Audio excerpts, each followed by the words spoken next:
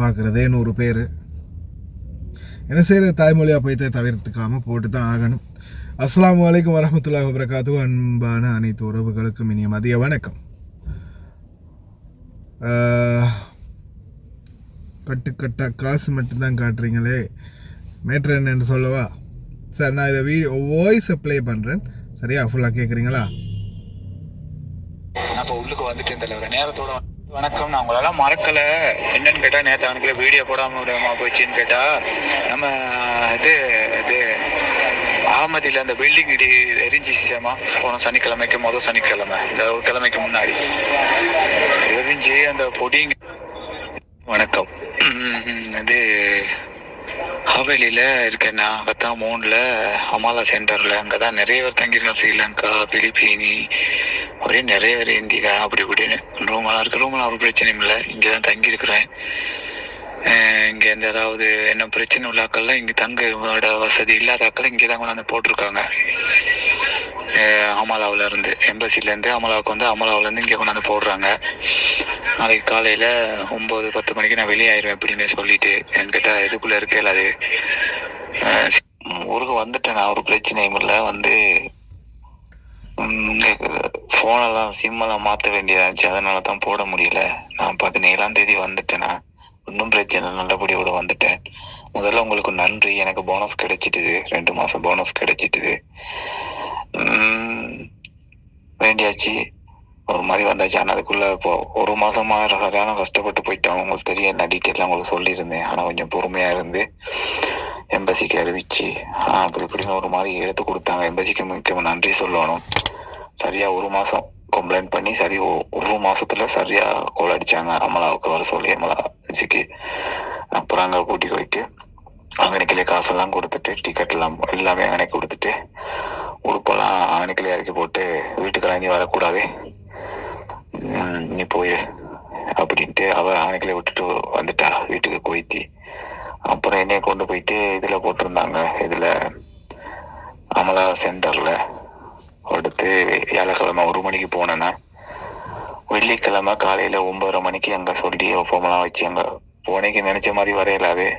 Rules கொஞ்சம் இருக்குது. இங்கேருந்து போகக்கூடிய ரூல்ஸ் இருக்குது, வெளியில் வரவும் ரூல்ஸ் இருக்குது. அந்த ரூல்ஸ் படி தான் வரலாம். சும்மா நினச்ச மாதிரி டைமுக்கெல்லாம் வரையலாது. இப்போ என்னைய 9:30 மணிக்கு அனுப்பலை. என்ன 7:30 தானே ஃப்ளைட் இருக்குது, நீ 9:00 மணிக்கு போகிற அப்படின்ட்டு. அப்போ நான் சொன்னேன், முடி வெட்டணும், கார்கோவில் சாமான் கொஞ்சம் கூடி போட்டுது, கார்கோ போடணும் அப்படின்னு சொன்னேன். அப்புறம் கொய்த்தி பாபா அங்கே முதிர் மாதிரி ஒருத்தர் இருக்காரு, அவர் தான் சரி போ ஓகே அப்படின்னு. அப்புறம் சரியாக நான் 9:30 வெளியாகி 10 மணிக்கெல்லாம் வந்துட்டேன் கோயிலுக்கு, பரவானியாவுக்கு வந்து. அந்த சாமான்லாம் கூடி போயிட்டுது. அல்ஜசீரா அதுதான் போட்டிருந்தா. அல்ஜசீரா வந்து கரெக்டாக 30 கிலோ கொண்டு வந்தால் நல்லது. 30 கிலோவும் கையில் ஒரு 6 கிலோ இருக்கணும். 7 கிலோ கூட 6 கிலோ இருக்கணும். ஒரு 28-29 கிலோ எடுத்துக்கிறணும் பேக்கேஜுக்கு, பெல்ட்டுக்கு. கூட இருந்தால் சிக்கல். அதுவும் 2 பெட்டிக்கு போடணும் கட்டாயமா. 15 கிலோவை போட்டுக்கிறணும். 28-29 கிலோ தான் சரி. சரியாக 30 கிலோ போடக்கூடாது, சிக்கலாயிரும். அதை மறந்துடாதீங்க. அல்ஜசீராவில் வாராக்கள் சில நேரம் உள்ளுக்கு அலோட் பண்ணுறான், சில நேரம் பிடிச்சி விட்டுருவான். எனக்கு ஒரு 5 கிலோ கூடிட்டுது. அப்புறம் சரி அப்படி இப்படின்னு பங்காளியை பிடிச்சி எனக்கு ஒரு 5 டினாரை கொடுத்து ஒரு மாதிரி சேவ் பண்ணிட்டேன். அதே மாதிரி எனக்கு ஒன்றுக்கு வந்தாக்கெல்லாம் ஒரு 35-36 கிலோ இருந்துச்சு. அதில் ஒரு 2 லேடியை விட்டுட்டான். மத்தாக்களை பிடிச்சான். ஒரு ஆளை பார்த்து விடுறான்னு கேட்டா, இதுலேருந்து வந்தேன்னு சொல்லிட்டா, இதில் அமலா சென்டர்லேருந்து தான் வரேன், என்கிட்ட காசு இல்லை அப்படின்ட்டு. இப்போ அதனால விட்டா இல்லை, அந்த மாதிரி இல்லை. இப்போ அதனால சரியாக எப்போவுமே அல்ஜசீராவில் போட்டால் 2 பார்சலாக பிரிச்சுக்கிறணும். அதுக்கு கட்டாயமாக இப்போ பிரிச்சுக்கிறணும். 15 கிலோவா, 1 கிலோ 15, 1 கிலோ 14 பிரித்து எடுத்துக்கிறணும். ஒரே பெட்டியில் போட்டு கொண்டு வருவேன் நான், யாருமே சிக்கலாயிரும். லக்கேஜுக்கு கைக்கு கொண்டு வரதுல சரியா ஒரு 6 கிலோ இருந்தால் ஓகே, ஒரு பிரச்சனையும் இல்லை. 7 கிலோ கொண்டு வரலாம், 8 கிலோ கொண்டு வரலாம். அந்த லக்கேஜுக்கு அந்த தோல் பேக்கில் ஒரு 5-6 கிலோ வச்சுக்கிட்டு, இன்னொரு சின்ன பேக், அந்த பாஸ்போர்ட்லாம் வச்சுருக்க மாதிரி பேக் இருக்குது, அதில் ஒரு 2 கிலோ செட் பண்ணி வச்சுக்கலாம், ஒரு பிரச்சனையும் இல்லை. அந்த மாதிரி கொண்டு வரலாம். அது திடீர்னு வர ஆட்களுக்கு அந்த மாதிரி சிக்கல் வந்துடும். அதனால கொஞ்சம் பார்த்து முன்னெச்சரிக்கை செஞ்சுக்கிட்டா எனக்கு காசு கட்ட வேண்டிய தேவை வராது. சட்டுக்கு உருன்னு வந்துடலாம். அந்த வீடியோ போட முடியாத காரணம் என்னன்னு கேட்டால், இந்த இதில் அமலா சென்டரில் நிற்கும் போது அந்த அகமதியில் பில்டிங் எல்லாம் எரிஞ்சு அவங்களோட உடுப்பு ரூமெல்லாம் இல்லாமல் ரொம்ப கஷ்டப்பட்ட குடிங்க வேலை இல்லாமல் அங்கே இருந்தாங்க. இனி அவங்களுக்கு முன்னுக்கு நான் காசெல்லாம் அள்ளி வச்சு படம் பிடிச்சி வீடியோ போடுறது சரியில்லையே, அழகில்லையே. அப்புறம் அவங்க கஷ்டத்தில் இருக்கிறாங்க, நம்மளை போட்டா நமக்கு அன்னைக்குல ஒரு மனஸ்தாபமாயிரும்ல. அதனால தான் நான் விடிய காலில் நான் எலும்புனே சரியா நான் 4:30 மணிக்கு அவங்கெல்லாம் நிற்கிறேன். இந்த வீடியோ போடணுங்கிறதுக்காக காரணம் என்ன கேட்டால் அறிவிக்கணுமே அப்படின்ட்டு. அதுக்காக தான் அந்த வீடியோ எடுத்து சின்ன ஷார்ட்டாக இருக்கும் அந்த வீடியோ, வேற ஒன்றும் இல்லை. யாருமே போனஸை விட்டு கொடுக்காதீங்க, கொஞ்சம் ட்ரை பண்ணி எடுக்க பாருங்க. முக்கியமாக 2 மாதம் 3 மாதத்துக்கு முன்னுக்கே ட்ரை பண்ண பார்த்துறணும். அது கேட்டு எப்படி ஏதுன்னு பார்த்துக்கிறணும். சில ஆட்கள் என்ன செய்கிறாங்கன்னு கேட்டால் போனஸ் கேட்டே தரேன்ட்டு சரியாக டிக்கெட்டை போட்டு கொண்டு போய் ஏர்போர்ட்டில் விட்டு விட்றான். அப்போ அதனால சரியாக வருதா வரலையான்னு பார்த்துக்கிட்டு இந்த 1 மாதத்துக்கு முன்னாடி சரி, இல்லை 15 நாள் 20 நாளைக்கு முன்னாடி சரி, நம்ம எம்பசிக்கே ஒரு கம்ப்ளைண்ட் பண்ணி ரெடி பண்ணி வச்சிடணும். அப்போ நமக்கு ஒரு பாதுகாப்பு மாதிரி இருக்கும். சரி, ஓகேண்ணா. மிச்சம் நன்றி அண்ணா. ஸ்ரீலங்காவுக்கு வந்தால் நிச்சயமாக சந்திப்போம். ஓகே, மிக்க நன்றி. மிக முக்கியமா யாருமே குவைட்ல இருந்து காசு கொண்டாந்து பேங்க்ல மாத்துவானும் வராதிங்க. ஒரு 10 கேடி 20 கேடி கையில வச்சுக்கிறங்க. ஒரு அவசரத்துக்கு பிளைட்டுக்குள்ள எதுவும் வேண்டானா அதுக்கு வச்சுக்கிறங்க.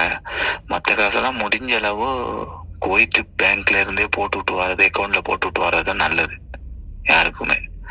என்னன்னு கேட்டா ஸ்ரீலங்கா இதுல வந்தா சரியான மாதிரி இது. ஏன்னு கேட்டா நான் போடும்போது ஒரு டினார் போடும்போது 1005 ரூபாய்க்கு போட்டேன்னா சரியா 300 கேடி போட்டேன் பர்வானியாவில் பேங்க்ல. அதே மிச்ச காசு ஒரு 80 கேடி போல கொண்டாந்து மாத்தினேன்னா நம்ம ஸ்ரீலங்கா பேங்க்ல, கொமர்ஷியல் பேங்க்ல உள்ளுக்கு ஏர்போர்ட்ல 978 ரூபா ஒரு பேங்க்ல, பிஓசில 920 ரூபா, இது பீப்பிள்ஸ் பேங்க்ல 973 ரூபா. ஒவ்வொரு பேங்க்லயும் ஒவ்வொரு விலை வித்தியாசமா இருக்கு. அதனால கஷ்டப்படுற காசு எப்படியாவது அங்கே குவைட்லயே அந்த பேங்க்ல போட்டுட்டு வர்றதுதான் எல்லாருக்கும் நல்லது. மிக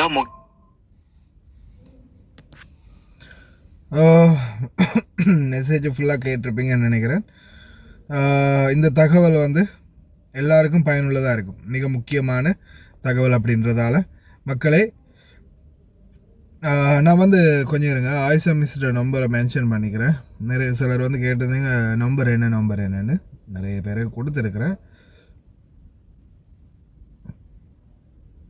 அவங்களுடைய நம்பரையும் நான் மென்ஷன் பண்ணுறேன். அப்போ ஏதாவது சிச்சுவேஷனில் உங்களுக்கு தேவைப்படலாம். 66 குவைத் நம்பர் தான், 66 50 35 44. அதாவது 66503544. இந்த நம்பரை சேவ் பண்ணி வச்சுக்கோங்க. எங்களுடைய எம்பசியோடைய நம்பர். சாதாரணமாக போனஸ் கேட்குறவங்க ஒரு மாதம் இருக்கும்போதே கேட்டு பாருங்க. தரமாட்டேன் அப்படின்ற மாதிரி சொன்னாங்கன்னா நீங்கள் எதுக்கும் அமலா மன்சிலியாவுக்கு ஒரு லெட்டர் ஒன்று போடுறது நல்லது. ஏன்னா இந்த மனோ சகோதரருக்கு முதல்ல நன்றி. தயவு செய்து எல்லாருமே அவருடைய வாய்ஸை நீங்கள் நல்லா இதாக கேட்கலைன்னா மறுபடியும் கேளுங்க. நிறைய அவருக்கு நடந்த இன்சிடெண்ட்கள், நிறைய விடயங்களை அவர் எத்தி வச்சிருக்கிறாரு. உண்மைக்குமே ரொம்ப நன்றி. அதே மாதிரி அவர் பார்த்திங்கன்னா அவருடைய லெட்டர் ஒன்றும் டைப் பண்ணி எழுதி அவருக்கு உங்களால் முடிஞ்ச மொழி, சிங்களமோ தமிழோ ஆங்கிலமோ முடிஞ்ச மொழியில் லெட்டர் ஒன்று டைப் பண்ணி நீங்கள் ஆயிஷா மிஸ்ஸுக்கு போட்டிங்கன்னா நிச்சயமாக அவங்க அதை அமாலாக்கு ரெஃபர் பண்ணுவாங்க. எல்லாத்துக்கும் முதல்ல நீங்கள் கஃபீல்கிட்ட கேட்டு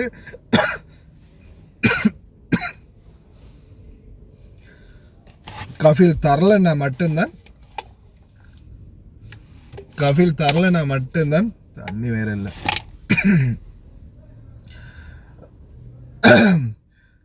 அவங்க கஃபீல் உங்களுக்கு காசு தார மாதிரியான ஒரு முடிவு கூட இல்லை, அப்படியெல்லாம் இல்லை, எதுவும் இல்லை அப்படின்னு உங்களோட சண்டைக்கு வர மாதிரி இருந்தாங்கன்னா நிச்சயமாக நீங்கள் வந்து இன்ஃபார்ம் பண்ணிக்கிறது நல்லது. மழை மனசிலையாக ரொம்ப கவனம். அதே மாதிரி ஏர்போர்ட் விஷயத்தை மறந்துடாதீங்க.